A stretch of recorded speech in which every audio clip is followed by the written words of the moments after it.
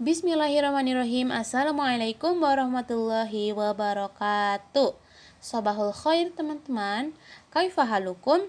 Insyaallah semuanya kabar baik ya. Ngomong-ngomong, hari ini udah masuk Ramadan keberapa ya? Wah, gak kerasa ya udah masuk pertengahan aja. Puasanya apa kabar nih? Full terus dong ya, insyaallah. Menginjak pertengahan bulan Ramadan atau menginjak minggu ketiga bulan Ramadan, kita harus selalu tetap semangat. Semangat dalam beribadah, semangat dalam beramal solih, semangat dalam membantu orang tua, dan lain-lain. Apalagi semakin kesini semangatnya tuh harus semakin bertambah gitu. Bukannya malah berkurang, bukannya malah makin males. Jadi jangan sampai kita menjadi orang yang rugi. Sesuai kata pepatah, hari ini harus lebih baik dari hari kemarin. Hari esok harus lebih baik dari hari ini. Oke, teman-teman yang dirahmati Allah, pada kesempatan kali ini bukan seakan membawakan kisah salah satu sahabat yang bernama Mus'ab bin Umair. Mus'ab bin Umair radhiyallahu anhu atau yang bernama lengkap Mus'ab bin Umair bin Hashim bin Abdi Manaf bin Abduddar al-Qusay lahir di Mekah pada tahun 585 Masehi dan wafat pada tahun 625 Masehi di Madinah. Beliau berasal dari keluarga pemuka Quraisy yang juga termasuk jajaran orang-orang terkaya pada masanya. Kalau zaman sekarang mah sultan bahasanya. Mus'ab bin Umair masuk Islam beberapa waktu setelah Ali bin Abi Thalib dan Zaid bin Harithah masuk Islam. Kala itu, di Bukit Sofa, untuk pertama kalinya Mus'ab mendengarkan pidato Rasulullah tentang risalah kenabian beliau. Secara diam-diam, Mus'ab sering mengunjungi markas dakwah umat Islam yang terletak di rumah saudara Arqam bin Abil Arqam. Di sanalah Mus'ab mulai jatuh cinta kepada ayat-ayat Al-Quran yang dibacakan oleh Rasulullah. Pada suatu hari, salah satu kerabat Mus'ab, yaitu Utsman bin Tolhah, melihat Mus'ab secara diam-diam mengunjungi rumah Arqam bin Abil Arqam. Utsman curiga dong. Nah, dengan bermodalkan penasaran, Utsman mengikuti Mus'ab ke rumah Arqam bin Abil Arqam. Setelah sampai di sana, Utsman ngintip dari balik jendela.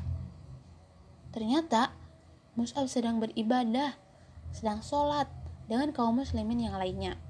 Setelah kejadian tersebut, Utsman bergegas untuk melaporkannya kepada ibunda Mus'ab yang musyrik.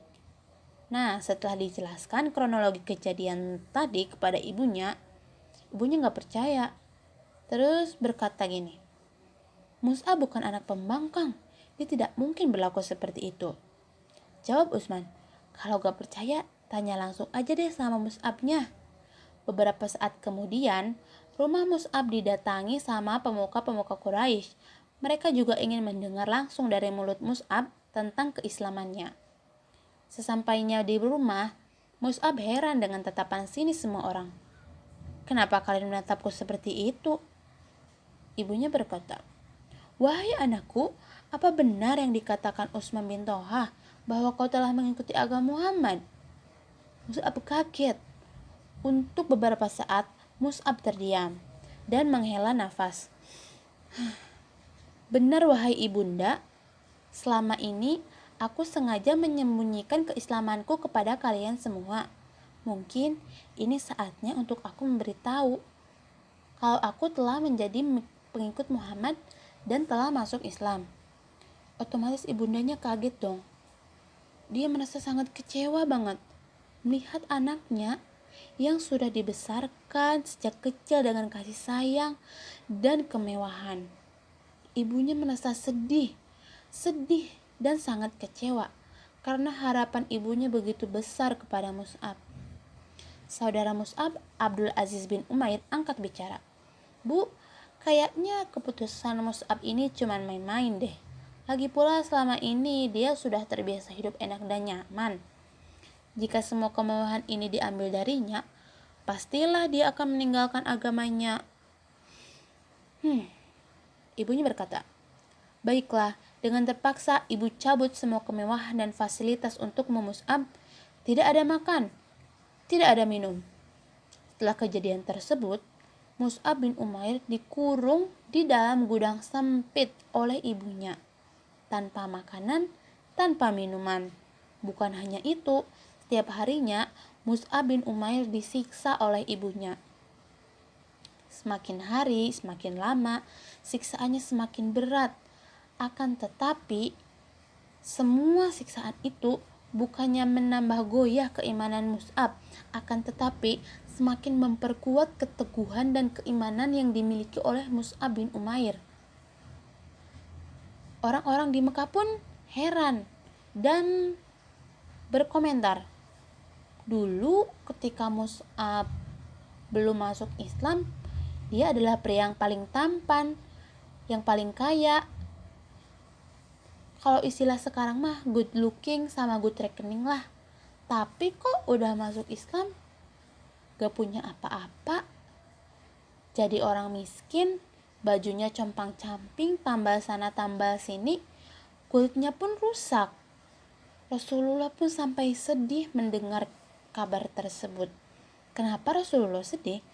Rasulullah ingat sebelum Mus'ab bin Umair masuk Islam, dia hidup dengan kemewahan, dengan harta dan kenyamanan. Akan tetapi setelah masuk Islam, Mus'ab menjadi miskin, tidak punya apa-apa, dan hidupnya pun tidak nyaman. Mus'ab rela menukar semua harta, kekayaan, kenyamanan, dan dunianya untuk akhirat, untuk Islam. Dengan begitu, tidak ada alasan lagi untuk Rasulullah tidak memilih Mus'ab sebagai duta Islam. Pada kala itu, dipilihlah Mus'ab sebagai duta Islam pertama yang diutus Rasulullah ke Yastrib atau Madinah untuk berdakwah, untuk menyampaikan agama Islam. Mohon maaf apabila ada salah kata yang terucap. Burung Irian, burung cendrawasih. Sekian dan terima kasih. Wassalamualaikum warahmatullahi wabarakatuh.